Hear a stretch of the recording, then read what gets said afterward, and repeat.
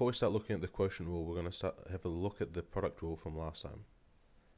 Just a reminder, the product rule is for when you have two terms which have been multiplied to each other, and we call each term by a separate name, and we treat them separately to find out the derivative of the product. So that's for dealing with times. What about when we're dealing with a division? Here I'll use the same two terms, but one of them will be divided by the other. I'll still call them functions f and g. I won't prove the rule, but here's how it looks. If you've got function f over g and you're finding the derivative of the whole thing, it's going to be f prime g minus g prime f. Then you divide the whole thing by the original function of g squared.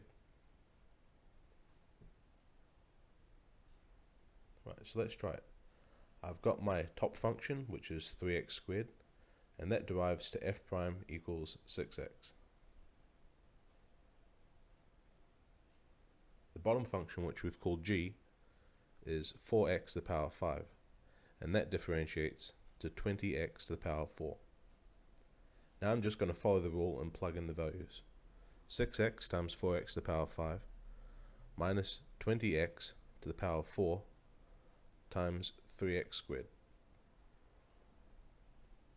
Divide this whole thing by function g, which is 4x to the power 5, and then I'll square function g.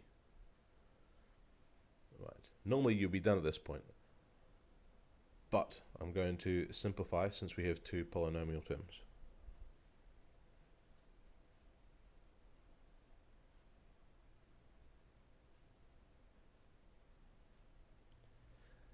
And divided by 16x to the power of 10. I can combine the two terms at the top. That's negative 36x to the power of 6 divided by 16x to the power of 10.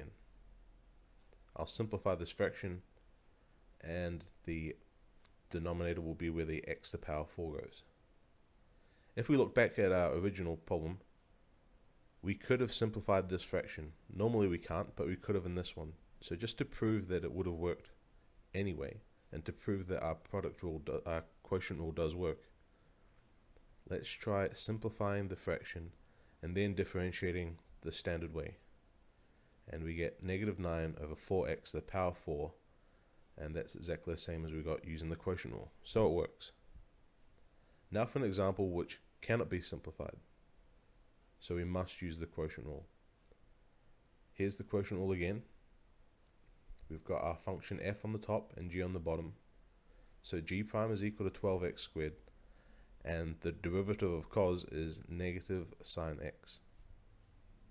Now just to plug these in, we have our function differentiated is equal to f prime, the top function differentiated, times the bottom function, minus the bottom function differentiated times the top function, times cos x, all divided by the original bottom function, 4x to the power 3 squared.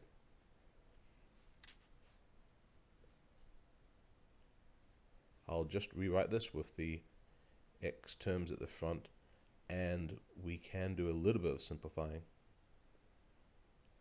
We can simplify the coefficients,